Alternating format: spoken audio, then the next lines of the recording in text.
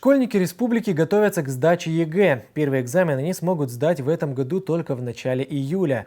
Ориентировочно дата назначена на 2 число месяца, но и она пока не утверждена. В республике в этом году 7200 выпускников. Из них ЕГЭ должны будут сдавать только те, кто собирается поступать в вузы. Остальные же смогут забрать свои аттестаты в ближайшее время. Я решил сдавать в этом году ЕГЭ, потому что не вижу смысла терять время и сдавать в следующем году. 5 класса у меня была мечта стать врачом, и поэтому я выбрал такие предметы, как русский, химия, биология. Подготовка идет отлично, потому что карантин, времени на подготовке больше, обязанностей меньше, уроков меньше, домашних соответственно. Но проведут единый государственный экзамен с соблюдением многочисленных норм санитарной безопасности. Что касается самого формата, да, это будет очный формат. Дети пойдут на пункты приема экзаменов ППЭ.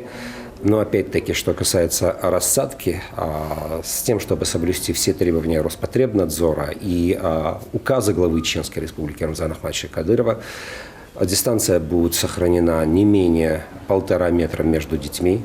То есть мы предполагаем, что вместо 15 человек в одной аудитории будет сидеть 5, не более 10 человек. И будет система прохода выстроена трехэтапная. То есть при входе детей будут обрабатывать непосредственно дезинфицирующей жидкостью. Также будет контроль за соблюдением мер безопасности, то есть ношение масок и перчаток. И также будет проводиться обработка одежды и обуви и рук детей, которые идут на экзамен прямо на проходе.